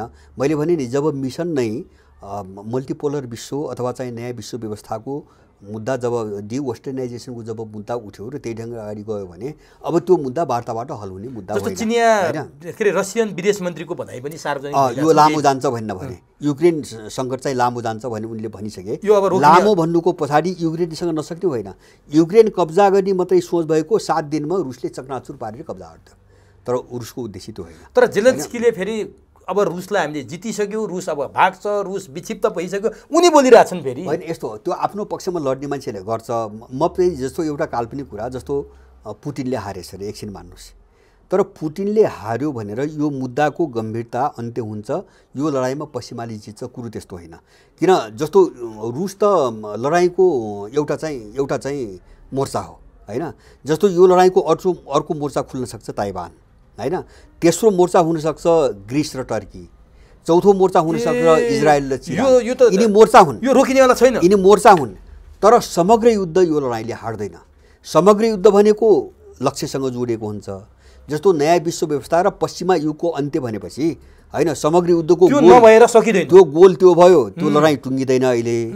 अब त्यो समग्र लडाइँभित्र पोस्ट त हुन्छ नि लड्ने, जस्तो किल्ला भन्छन् नि, किल्ला त 50औँ पनि हुनसक्छ। त्यो किल्लाभित्र कुनै किल्लामा एउटाले हार्ला, कुनै किल्लामा अर्काले हार्ला होइन, यो मान्न सकिन्छ। जस्तो अहिले युक्रेन किल्लामा रुसले हार्ला, म त्यो मान्छु। तर यो जो मिसनको लडाइँ छ नि, युगको जो लडाइँ छ, पश्चिमावादको विरुद्धको जो लडाइँ छ, यहाँ त एउटा गम्भीर शब्द प्रयोग गर्नुभएको छ, युग परिवर्तनको लडाइँ भनेपछि युग परिवर्तन यो अहिले युक्रेनमा जो हात हाले नि, मैले भने चीन र रुसको पहिलेदेखि जो विकल्प बनाइरहेछन्, मैले सुरुमा भने जुन मुद्दा उठाइरहेछन्, त्यो भनेको 500 वर्ष यता मैले अघि नै भने प्रोटेस्टेन्टवादको उदयपछि अथवा युरोपको ज्ञानोदय कालको उदयपछि जुन फिलोसोफी, जुन पोलिटिकल थट, राजनीतिक विचार, जुन अर्थशास्त्रको विचारधारा, सामाजिक विचार जे जन्मिए नि, यसले जे बर्बादी ल्यायो दुनियाँमा अहिलेसम्म। हुन त यो धेरै रूपमा विकृत भयो, हिजो यो उड्दाखेरि यस्तो विकृत चाहिँ स्वरूपमा थिएन होइन। तर अब चाहिँ आफ्नो स्वार्थमा पश्चिमाहरूलाई विकृत पार्दै नवउदारवादको नाममा पुरै एउटा अपराधिक चाहिँ तपाईँको थटको रूपमा अगाडि ल्याए हो। यसबाट मुक्ति खोजेको हो दुनियाँले, लडाइँ यहाँ छ। त्यस कारणले यो अहिलेको सुरु भएको लडाइँ 500 वर्ष यताको युगका विरुद्धको लडाइँ हो। यो सामान्य लडाइँ पहिलो दोस्रो विश्वयुद्धभन्दा 1000 गुणा चाहिँ तपाईँको व्यापक र 1000 गुणा गम्भीर छ। मैले बुझेको यही हो। किन हिजोका विशुद्धहरू पावरको निम्ति भएका लडाइँ हुन्, पावरको मात्रै, पावर ब्यालेन्सको निम्ति एउटा देश अर्को देशमाथि हाबी हुन अथवा त्यो लडाइँमा जितेर त्यहाँको सन्तुलन आफ्नो पक्षमा पार्न मात्रै भएका युद्ध हुन्। अहिलेको युद्ध एकदम अहिलेको युगको मूल्य मान्यता र सिद्धान्तका विरुद्धमा खडा भएको युद्ध हो। यो सामान्य होइन, यो सामान्य होइन, यो असामान्य छ। र यसले चाहिँ या त विशुद्ध परमाणु युद्धसहितको विशुद्ध गराएर या पृथ्वी नै समाप्ति पार्छ होइन, एउटा रिजल्ट त्यो हो। एउटा सम्भावित अब दुईटा रिजल्ट हो। या चाहिँ पश्चिमा दुनियाँमा फुट आयो भने उनीहरू आफै तित्रबित्र भएर पछाडि लाग्छन्। अनि ताज चाहिँ शक्तिको ताज चाहिँ अर्को मुलुकमा, पूर्वीय देशहरूमा अथवा एसियन देशहरूमा आउने सम्भावना आउँछ, निश्चित रूपमा आउँछ। अब यस्तो बेला भारत जस्तो देशले आफ्नो स्पष्ट दृष्टिकोण राख्न सकेन भने उसको अवस्था के हुन्छ? मैले भने उसमा एउटा कुण्ठा छ। सुन्नुहोस् है, ऊ कहाँ दुविधामा छ। दुविधामा होइन, एउटा पेन्डुलमको स्थिति कहाँ देखिन्छ भने मैले अघि नै भने एन्टी चाइनिज चाहिँ देशभक्ति हो उनको राष्ट्रवाद, एन्टी चाइनिज एन्टी पाकिस्तानी राष्ट्रवाद हो। उनको राष्ट्रवादमा कुनै सिद्धान्त छैन होइन। जस्तो सैद्धान्तिक रूपमा जस्तो देशभक्ति के हो हामी एक ढङ्गले व्याख्या गर्छौँ नि, अर्काले अर्को ढङ्ग आफ्नो ढङ्गले व्याख्या गर्छ। इन्डियनहरूको देशभक्तिभित्र त्यो थट के हो, त्यो सिद्धान्त के हो, केही पनि छैन। त्यो चिनको विरोध गर्नु, मुस्लिमको विरोध गर्नु मात्रै हो, पाकिस्तान विरोध गर्नु। अब त्यस कारणले उनी चिनको विरोधी भाग हुनाले उनी अटोमेटिकली पश्चिमाहरूको नजिक छन्, अटोमेटिकल्ली होइन। त्यो कुनै चिजले, स्वाभाविक चिजले त्यो नजिक बनाएको पनि होइन। चीन विरोधी भएको कारणले उनी नजिक भए। किन पश्चिमाहरूले चीन विरुद्ध रणनीति बनाएका छन्, चीनलाई अगाडि आउन नदिन, उसलाई अगाडि बढ्न नदिन रणनीति बनाए, त्यसबाट यिनलाई खुसी बनायो इन्डियनलाई, अनि त्यहाँ सामेल भए। तर यसको अर्को पाटो छ, लडाइँ कहाँ छ त्यो त यिनले त बुझ्या छन् नि, लडाइँ कहाँ छ त्यो त बुझ्या छन्। अनि अहिले युरोप र अमेरिका चाहिँ समाप्त भयो भने इन्डिया त बाँकी त रहन्न नि। त्यो क्याम्पमा भयो इन्डिया त बाँकी रहन्न। यत्रो रुस उसले कहिले त रुससँग नजिक जस्तो पनि देखिन्छ होइन। रुससँग यो बाहिर जानै सक्दैन। इन्डिया अलमल्लेको कारण त्यो हो। यदि रुस हुन्थेन भने यो अमेरिकन कित्तामै खुल्थ्यो। मैले पनि एन्टी चाइनिज चाहिँ सेन्टिमेन्टले अमेरिकन कित्तामै बस्थ्यो यो। तर रुसको कारणले सकिरहेको छैन होइन। एउटा चाहिँ सम्बन्ध, अर्को चाहिँ हिजो त्यो इन्डियालाई जोगाएको रुसले हो, नत्र इन्डिया हिजै जान्थ्यो। जोगाएको र चाहिँ तपाईँको इन्दिरा गान्धीको समयपछि तपाईँको पुरै रुस निर्भर यसको सुरक्षा प्रणाली।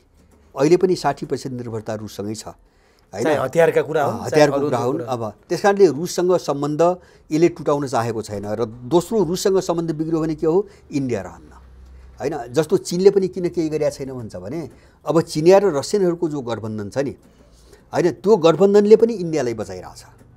यसैमा खेलिरहेछ इन्डिया खेलिरहेछ। त्यस कारणले भोलिको परिणाम हेरेर उसले सभ्यता, मूल्य, मान्यताका कुरा हेरेर आफू पूर्वीय चाहिँ क्षमाकै पक्षमा उभिएको पनि देखाइरहेछ होइन। देखाइरहेछ। अब त्यो मजबुरी हो भोलिको। अहिले त्यो नगर्ने बित्तिकै त ऊ एक्लिहाल्छ एसियामा। मैले भने नि सिङ्गो अफ्रिका छैन पश्चिमाहरूको बिचमा, ल्याटिन अमेरिका छैन, एसियामा 3टा देश मात्रै छन्। मैले अघि नै पनि भने इन्डिया थप्पै 4वटा हुने हुन्। एसियाका चाहिँ यत्रो देशमध्ये ऊ 4 देशमा पर्ने अलग थलग त हुने भयो अब होइन। अनि त्यसपछि त्यो द्वन्द्व बढ्दै गयो भने न चीनले राख्छ न पाकिस्तानले राख्छ। भने इन्डियाको अवस्था यो छ। अब अर्को एउटा यहाँले अघि महत्त्वपूर्ण कुरा के गर्नुभयो भने एउटा पोस्ट हो युक्रेन, एउटा पोस्ट हार्दैमा अरू पोस्ट बाँकी हुन्छन् भनिरहँदा अर्को एउटा गम्भीर र संवेदनशील पोस्ट भनेको ताइवान छ। अहिले चिनिया कम्युनिस्ट पार्टीको 20औं महाधिवेशन चलिरहँदा चिनिया राष्ट्रपति अथवा चिनिया कम्युनिस्ट पार्टीका महासचिव सी जिनपिङले त्यहाँ प्रष्ट भनेका छन् ताइवानलाई चीनमा गाभ्ने कुरा उनले गरे। बल प्रयोग गरेर भए पनि गाभ्ने, पश्चिमाहरूले रोक्न खोजे त्यहाँ प्रतिरोध गर्ने भन्ने कुरा उनले बोलिरहँदा अबको उनको कार्यकाल जुन चिनिया कम्युनिस्ट पार्टीको महासचिव भएर दोहोरिँदा होस् अथवा तेस्रो पटक चीनको राष्ट्रपति हुँदा होस् उनको मुख्य टार्गेट त्यहाँ ताइवानमा देखियो। यसले के हुन्छ अब ताइवानको कारण फेरि अर्को एउटा ठुलो द्वन्द्व र उथलपुथल हुने सम्भावना के देख्छ? अमेरिकाको कोसिस त्यो छ। जस्तो अमेरिका कस्तो देश हो भन्छ भने जस्तो यो महाशक्ति भयो नि, यो कुनै ठुला देशसँग लडेर महाशक्ति भएको होइन। यो अरूलाई लडाएर संयोगले महाशक्ति भयो। जस्तो पहिलो विश्वयुद्धपछि बेलायत युद्धमा फसेर उसको सामर्थ्य जो कमजोर भयो नि, अनि 1920 देखि डलरलाई यसले अन्तर्राष्ट्रिय मुद्रा बनाउन सफल भयो होइन। तपाईँको 30 को दशकबाट अन्तर्राष्ट्रिय मुद्रा बनायो। डलरले नै यसलाई महाशक्ति बनाएको हो। दोस्रो विश्वयुद्धमा पनि यो धेरै वर्ष लडेन, यो अरूको लडाइँ हेरेर बस्यो। पछि स्टालिनले धम्की दिइसकेपछि मात्रै युद्धमा यो सामेल भएको छ। स्टालिनले रुस सोभियतसँग धम्की दिएपछि अनि चाहिँ यिनीहरू चाहिँ के गरे भन्छ भने अब त्यसपछिका घटनाहरू आफू लडेर होइन अरूले लडाएर अमेरिका त लड्दै लडेन नि। जापानले त्यही पर्ल हार्बरमा चाहिँ हमला गर्यो, त्यो पनि अमेरिकाभन्दा धेरै टाढा हवाई द्वीपमा धेरै टाढा पर्ल हार्बरमा आक्रमण गर्यो। यसले गरेर जापानमा बम हान्यो। अब अमेरिकनमा भूमि त अरूको त कहीँ बम खस्या पनि होइन होइन। पहिलो विश्वयुद्धमा त यो सामेलै भएको होइन, संलग्नै भएको होइन। दोस्रो विश्वयुद्धमा यसलाई केही क्षति नै भएन। जापानमा बम खसालेकै कारण चर्चामा आयो। अब डराए मान्छे होइन, त्यसलाई हतियार बनायो। अब दोस्रो विश्वयुद्धपछि सोभियत सङ्घको एउटा त्रास देखाएर कम्युनिजमको त्रास देखाएर दोस्रो विश्वयुद्धमा जितेका यसलाई त पुँजीवादी नै भए, हारेकाहरूलाई पनि कन्ट्रोल गर्यो। हारिसकेका थिए। जापानले के गर्नु, अहिलेसम्म आफ्नो संविधान लेख्न पाएको छैन। त्यही अमेरिकनले उही बेला बनाइदिए संविधान सेना ल्याएर राखिदिएको छ। उसको आफ्नो सेनै छैन, आफ्नो प्रतीक्षा प्रणाली छैन। जापान त्यो हालतमा छ। जर्मन हारेको, इटाली हारेको होइन। उसले जे भन्यो त्यही गर्ने। अनि सबैलाई हालले नेटो बनायो होइन, नेटो सङ्गठन। अनि नेटोको नामबाट वितण्डा सुरु गर्यो। हौवा चाहिँ सोभियत सङ्घ, जस्तो अहिले रुस भन्छ नि, चीन भन्छ नि, त्यसबेला हौवा चाहिँ कम्युनिजम। जस्तो अहिले कम्युनिजम भन्न मिलेन, रुस त कम्युनिजम होइन, चीन पनि चाहिँ हिजोको अस्ति कम्युनिजम त होइन होइन। हिजोको हौवा कम्युनिजम, आजको हौवा चाहिँ तपाईँको रुस अथवा एकाधिकारवादी अधिनायकवादी शासन। अनि त्यो हौवामा यो खेल्न खोजेको हो। तर संसारले अब बुझ्यो। अब अमेरिकाको यो चल्दैन, चल्ने स्थिति पनि छैन, अलग थलग धेरै भइसकेको छ। त्यसकारणले उनीहरूको अमेरिकाको जोड के छ भन्छ भने ठाउँ अरूलाई भिडाएर होइन, जस्तो खस्किँदै गएको छ नि, त्यो साग कसरी फर्काउने। मुख्य रूपमा त आर्थिक चाहिँ क्षमता फर्क्यो भने अरू चिज फर्किने हो हैन, त्यसमा धेरै कमजोर भइसक्यो। ऊ डोनाल्ड ट्रम्पकै पालामा चाहिँ भनेको थिए अमेरिकाको सबभन्दा ठुलो समस्या भौतिक पूर्वाधार जो जीर्ण भए यसले अमेरिका उँभो नलाग्ने भयो, त्यसकारणले मैले सबभन्दा प्राथमिकता भौतिक पूर्वाधारको पुनर्निर्माण दिन्छु भने अमेरिकाको समस्या त्यही हो। पुराना काम लाग्ने पुल पुलेसा प्रविधि हैन उद्योग फ्याक्ट्री सबै बनाउन नसकेर थला परेको छ अमेरिका, थला परेको छ पैसा नभएर।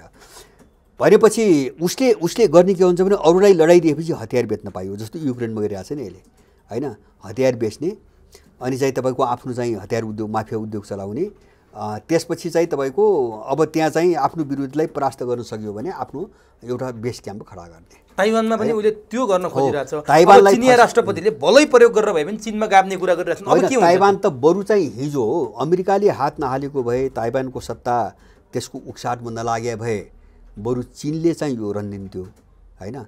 तर ताइवानको यो जो सत्तामा आयो नि यिनीहरूले जो प्रपोगन्डा गरे नि, अब चीन कहाँ चाहिँ जस्तो युक्रेनले पनि त दियो नि त, जस्तो युक्रेनमा पुटिनले हानेपछि त्यहाँ चाहिँ रुसलाई समाप्त पार्न 46वटा बायोल्याब पेन्टागनले सञ्चालन गरिरहेको चलाइरहेको कुरा त पेन्टागनले आफै वक्तव्य जारी गर्यो। रुसका विरुद्धमा प्रयोग गर्ने रसायन र जैविक चाहिँ कीटाणुहरू उत्पादन 46वटा ल्याब चलाएको त पेन्टागनले आफै स्वीकार गर्यो। अनि चाहिँ त्यहाँको नेटोको सदस्यमा हालेर तिनी अहिले रुसले कब्जा गर्ने पूर्वी युक्रेन त्यहाँ लगेर चाहिँ तपाईँको नेटोको फौज राख्ने परमाणु बम राख्ने योजना त सबै खुल्यो। अब चीनले त्यो बुझाएको छ। युक्रेन घटनापछि छताछुल्लो भयो र ताइवानमा अलिकति कमजोरी देखाउने बित्तिकै हैन अब पश्चिमाहरूको बलमा उसले स्वतन्त्रता घोषणा गर्यो भने त्यहाँ अमेरिकन सेनाको बेस क्याम्प रहन्छ, त्यसकारणले चीन सधैँभरि असुरक्षित हुन्छ। भनेपछि अब तेस्रो कार्यकालमा पुटिनले बल प्रयोग गरेर भए पनि ताइवान र चीनमा गाप्छन् एकदम सँगै छैन। मात्रै उनले एक दुई त्यति बेला त लडाई होला नि फेरि? होइन, लड्दैन अमेरिका जस्तो युक्रेनलाई भने होइन र तपाईँ युद्ध भयो भने नेटो छ भने होइन, बाइडेनले पटक पटक नेटोले भने होइन युद्ध भयो भने नेटो छ हामी लड्छौँ, किन लडेन? आउँदैन ऊ होइन, ऊ लड्नै आउँदैन कोहीसँग, चीनसँग पनि लड्दैन। मलाई विश्वास छ ऊ चीनसँग पनि सक्दैन, धम्की मात्रै होइन। रुसको विषयमा त अमेरिकन जर्नलले भनेको थियो पोरै युद्ध नहुँदै होइन, एउटा हिसाब किताब आकलन भएको थियो। उसले के भनेको थियो मैले पढेको थिएँ, रुसको चाहिँ मिलिटरी पावर सिङ्गो नेटो गठबन्धनको भन्दा बढी छ र नेटोले रुससँग सक्दैन भनेर उसले 1 वर्ष अगाडि भनेको छ। त्यो त अनुमान गरिरहेछ नि। र अब कागजी बाघ मात्रै हो अमेरिका कागजी बाघ हो। जस्तो अहिले पनि मलाई लाग्छ चीनले त धेरै कुरोहरू अझ गोप्य राख्छ, उसको त बाहिरी जित देखिया छ नि। मलाई लाग्छ त्योभन्दा 3-4 गुणा बढी छ उसँग होइन। टेक्नोलोजी त धेरै माथि गयो, हतियार टेक्नोलोजी पनि। त्यसकारणले अब यसबाट झस्की जो अमेरिकनहरूले गरे नि यो पेलोसीलाई पठाएर त्यो ताइवानलाई उत्तेजित पारेर भिडाउन खोजिरहेछन्। अब ताइवानीहरू त्यो बाटोमा जान्छन् भन्ने मलाई लाग्दैन। यदि गएनन् भनेपछि चीनले यस्तै छोड्छ कि होइन? छोड्दैन, अब छोड्दैन। अब किन अमेरिकन पश्चिमाहरू खेल्ने भइसकेपछि मैले तिनले 2-3टा चिज हेरिरहेछ। या युद्ध यो फैलिनु पर्यो युक्रेनसँग भयो नि, जस्तो अब इरान मुछियो, बेलारुस मुछियो हैन, अब इजरायल युक्रेनतिर मुछिन खोजिरहेछ। अब भोलि धेरै देशहरू खुल्दै जान्छन् र यसले व्यापक रूप लिन्छ। यो व्यापकता भएपछि त युद्ध त अब चर्किने भयो हैन, ठुलो युद्ध हुने भयो। अब त्यो या त्यो माहौल कुर्छ चीनले हैन, या के हो भन्छ भने जस्तो युक्रेनमा यिनी तमासे भएर ओह्रालो लाग्ने प्रक्रिया तीव्र भयो। अब अन्त हात हाल्न सक्ने क्षमता यिनको रहेन भने त्यो बेला हात हाल्छ, केही समय पर्खिन्छ र दुईटा दृश्य हेर्छ यसले। भनेपछि रणनीतिक तयारीमा चीन छ तर हात हाल्छ, मैले बुझे त्यही हो। छोड्ने हात चाहिँ हाल्छ, या त अमेरिकाले अब केही पनि चाहिँ गर्न सक्दैन भन्ने स्थिति आयो भने हात हाल्छ, या यो युद्ध व्यापक रूपमा फैल्यो भने हात हाल्छ। भने चुप लाग्ने होला छैन, चुप लाग्न सक्दैन। अब यसलाई म कहाँ लगेर बिट मार्छु भने हाम्रो कुराकानीलाई यहाँले भनेको कुरा जस्तो चेकपोस्टका कुरा, पोस्टका लडाइँको कुरामा नेपाललाई पनि एउटा रणनीतिक पोस्टको रूपमा हेरिन्छ, जहाँ एमसिसी पनि भयो, एसपिपीका कुरा पनि भए, त्यस्ता सम्झौता भएर अमेरिकाले यहाँ टेकेर चीनको संवेदनशील भूभाग तिब्बतमा आक्रमण गर्ने रणनीति बनाएको छ भन्ने चीनले बुझेको छ। नेपाललाई पनि एउटा पोस्टको रूपमा हेरिएको छ।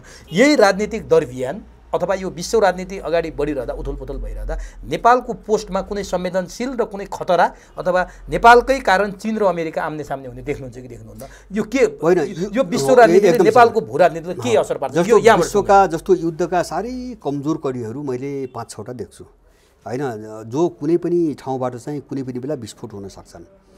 जस्तो एउटा चाहिँ एजियन सागर भन्ने छ, ग्रिस र टर्कीको बिचमा, दुवै नेटो सदस्यहरू हुन् तर अहिले लड्छन् कि भोलि लड्छन् भन्ने स्थिति छ हैन। त्यसले नेटोमा ठुलो विभाजन ल्याउँछ। दोस्रो चाहिँ तपाईँको बाल्टिक सागरसँग जोडिएको रुसको एउटा भूभाग छ कालिनिनग्राड। हैन, त्यहाँ उसले आफ्ना सारा परमाणु हतियार तैनात गरेका छ र त्यसैको वरिपरि युरोपका 65 देश जोडिएका छन्, जस्तो नर्वे, फिनल्यान्ड, स्विडेन, डेनमार्क मात्रै होइन कि यतातिर चाहिँ जस्तो पोल्यान्ड, लाटभिया, लिथुनिया, इस्टोनिया लगायतका देशहरू जोडिएका छन्। अब त्यहाँ दुवैतिरको चाहिँ तपाईँको त्यो सैन्य तैनाथी डरलाग्दो भइसकेको छ। बाल्टिक सागरमा कुनै पनि बेला मुठभेड हुनसक्छ। अब तेस्रो तपाईँको कडी भनेको युक्रेन हो, हामीले देखिरहेछौँ। चौथो कडी भनेको तपाईँको जस्तो ताइवान अथवा पूर्वी एसिया भनौँ, कोरिया लगायत ताइवान हो। जस्तो हिजो नै अस्ति मात्रै उत्तर कोरियाले दक्षिण कोरियाको समुद्री इलाकामा उसको टेरिटोरीभित्र आर्टिलरीबाट 250वटा चाहिँ तपाईँको गोला हान्यो हैन। उत्तर कोरियाले सिधै धम्काइरहेछ। अमेरिका यस्तो चाहिँ ठाउँमा फसिसक्यो कि अहिले अस्ति चाहिँ त्यो गोला हानेपछि दक्षिण कोरियाको मान्छेले, मन्त्रीले आफूले अब परमाणु हतियारको विकासको तयारी गर्ने भन्ने कुरो बोल्ने बित्तिकै अमेरिकाले यो अत्यन्तै डरलाग्दो भयानक कुरा हो, कोरियाले त्यस्तो कुरो गर्नै हुँदैन भन्यो हैन। किन भन्छ भने कोरियालाई आफ्नो लगाममा गुलाममा राख्न मात्रै चाहन्छ क्या अमेरिकाले। कोरियालाई आफ्नो खुट्टामा उभिन त दिँदैन दक्षिण कोरियालाई। उसले परमाणु चाहिँ बमको कुरा अथवा चाहिँ आफ्नो प्रतिरक्षा प्रणालीको कुरा गर्दै हुँदैन, यो खतरनाक छ भनेर हिजो मात्रै बोल्यो अमेरिका हैन। जस्तो जापानलाई त्यही हो, आफूमा निर्भर गराउने हो, उसको बन्न दिँदैन। किन बनेपछि त भोलि अमेरिका मान्दैन नि, आफ्नो बन्यो भने त कसैले अमेरिका त मान्दैन। अब त्यहाँ डराइरहेछ। त्यसकारणले यिनी केही चाहिँ नाजुक कडी हुन्। त्यस्तै नेपालको भू राजनीति हो हैन। जस्तो पछिल्लो पटक पाकिस्तानमा उसले त्यही गर्न खोजेको छ हैन, सक्छ सक्दैन मलाई लाग्दैन हैन। सक्छ सक्दैन जस्तो पाकिस्तानमा कु गरायो नि हैन, उसको चिज के हुन्छ भने जस्तो इन्डिया पनि आफ्नो प्रतिकूल भयो बेला पाकिस्तानमा उसले बेस क्याम्प राखिदियो, पाकिस्तानलाई आफ्नो पक्षमा प्रयोग गर्यो भने त त्यहाँबाट इन्डियालाई पनि निगरानी भयो, सीमा जोडिया छ, इरानसँग सीमा जोडिया छ, अफगानिस्तानसँग सीमा जोडिया छ, चीनसँग सीमा जोडिया छ। सबै देशलाई एकैपटक वाच गर्ने भयो, त्यहाँबाट कन्ट्रोल गर्ने भयो। उसले पाकिस्तान त्यो कारणले छानिरहेछ। जस्तो नेपालको भू राजनीति के हो भन्छ भने तिब्बतलाई निशाना बनाएर छानिरहेछ हैन। तर मैले युक्रेन सङ्कटभन्दा अगाडि नेपालको भू राजनीति जति विस्फोटक देख्थेँ हैन, अहिले त्यो सम्भावना धेरै मत्थर भएर गयो, मैले त्यस्तो देख्छु। के कारण? अब के कारण हुन्छ भने इन्डियाले यति बेला चीनका विरुद्धमा कुनै खेलमा इन्डियाले साथ दिन सक्दैन, अब सक्दैन, अहिलेको पोजिसनमा सक्दैन। किन? रुससँग सम्बन्ध तोड्नुपर्छ हैन। रुसले त्यो स्वीकार गर्दैन। चीनका विरुद्धमा नेपालबाट कुनै खेल होस् भनेर रुसले त स्वीकार गर्दैन हैन। इन्डियाले त्यो जोखिम अहिले मोल्न सक्दैन। त्यसकारण यो पोस्ट चाहिँ अहिले त्यति संवेदनशील छैन। अहिले हिजोको खतरा अलिकति कम भएको देख्छु। त्यसैको परिणाम हो जो प्रेसर पनि यहाँको भू राजनीतिमा पनि ठ्याक्कै अमेरिकन उसको अनुकूल नबनिदिने, चीन बन्ने कुरै भएन। दुई देशबाट घेरिएको देश हो नेपाल। सायद यही चेपामा परेर होला रुसको राजदूत, जो नेपालको राजदूत समथिङ के मानन्दर जस्तो लाग्छ मलाई, उनले मस्कोमा एउटा कुरा बोले, गजबको कुरो, मान्छेले कल्पना नगरेको। उनले के भने भन्छ भने सिधै अमेरिकालाई च्यालेन्ज दिए जस्तो गरेर नेपालले रुससँग रुबल र नेपाली मुद्रामा चाहिँ कारोबार गर्न चाहिँ इच्छुक छ भन्न बोले। त्यो भने त डलराइजेसन, सार्वजनिक डलर चाहिँ बहिष्कारको अभियान हो त्यो हैन। अमेरिकालाई किन यति धेरै चिडाए भन्छु कि सोच्छु कि मैले, किन त्यसले के देखाउँछ भन्छ भने नेपालको भू राजनीतिमा अब यिनी अमेरिका बोकेर यिनी बाँच्न सक्ने स्थिति छैन हैन। त्यसैको अभिव्यक्ति हो त्यो, त्यसैको अभिव्यक्ति हो हैन। अनि पछिल्लो कालमा म त्यति मात्र देख्दैन, मैले के पनि देख्छु भन्छ भने यो काङ्ग्रेसको शेरबहादुर भन्ने यो ग्याङले यो सत्तामा आइसकेपछि चीनसँगका कुनै पनि द्विपक्षीय छलफल उन वा यहाँ सरकारका निर्णय कहीँ पनि चीनको नामै सामेल गर्न मानेको थिएन, बीआरआईको नाम कतै पनि उल्लेख थिएन। तर अहिले चाहिँ यो चीनको कम्युनिस्ट पार्टीको मान्छे आयो नि, त्यहाँ चाहिँ बीआरआईसँग सम्झौताहरूमा केही सम्झौताहरू अगाडि बढाउने कुरा उल्लेख गरियो। यो चाहिँ यिनका विरुद्ध भइसकेको घेराबन्दीले बताउँछ। किन यति बेला इन्डियाले पनि साथ दिन्न, चीन भइगयो, रुस भइगयो, इन्डियाले किन साथ दिन्न? त्यसकारण यिनीहरू चेपुवामा परेका छन्। अहिले चेपुवामा पर्या हुनाले अमेरिकाले के गर्न सक्छ भन्छ भने वातावरण जस्तो ताइवानमा कोसिस गरिरहेको छ नि, नेपालमा पनि चाहिँ कहीँ मुजाहिद्दिनको नाममा, अलकायदाको नाममा अथवा चाहिँ आइएसआईको नाममा हैन, अब त्यस्ता अपराधिक ग्याङहरू प्रयोग गरेर कसैलाई मार्ने, बम विस्फोट गर्न सक्छ हैन। त्योभन्दा बढी हुने, तर त्योभन्दा बढ्ता अमेरिकाले गर्न सक्ने सम्भावना मैले नेपालमा देख्दिनँ अहिले। भने यति बेला नेपालको भू राजनीतिक अवस्था त्यति चिन्ताजनक अवस्थामा छैन। चिन्ताजनक भन्नाले यस्तो सङ्कट छ, त्यो खतरा हामीलाई चाहिँ इन्डियाबाट पनि छ निरन्तर, पश्चिमाबाट पनि छ। तर जति युक्रेनको, तर नेपाललाई जो युक्रेनै भइहाल्ने जो एउटा खतरा थियो नि, त्यो खतरा युक्रेन सङ्कटपछि अलि टरेको देख्छु। यो चाहिँ चीन र रुसको जुन उदाउँदो विश्व राजनीति छ अथवा अमेरिकाको गिर्दो जुन साग छ त्यसको पनि असर हुन सक्छ निश्चित रूपमा। जस्तो चीन र रुसको जो उदाउँदो नेतृत्व त यिनको हो नि त, इन्डियाले बुझाएको छ नि, यसलाई इन्डियाले चुनौती दिन नसक्ने अब इन्डिया चाहिँ तपाईँको चुनौती दिन नसक्ने भएर पश्चिमाहरूको अनुकूल यहाँ बन्न नसक्ने हो भनेपछि वरिपरि त इन्डिया र चीन भए। अब यिनले अमेरिकन कहाँबाट बोक्ने? भनेपछि यो नेपालको लागि सकारात्मक कुरो हो भने? सकारात्मक हो। यो युक्रेन पछिको नेपालभित्रको जो पोलराइजेसन सुरु भयो नि, पावर ब्यालेन्समा जो पोलराइजेसन, यो सकारात्मक चिज हो। यसले हामीलाई अगाडि बढ्न धेरै अनुकूल वातावरण बनाउँछ। हस्, समय दिनुभयो। अत्यन्त महत्त्वपूर्ण यो विश्व राजनीतिको विषयमा, अत्यन्तै गर्विलो र अत्यन्तै गरुको विषयमा यहाँसँग अन्तरङ्ग कुराकानी गर्ने यो अवसर प्रदान गर्नुभयो। यसका लागि यहाँलाई हार्दिक नमन छ। हजुर, धन्यवाद यहाँलाई पनि।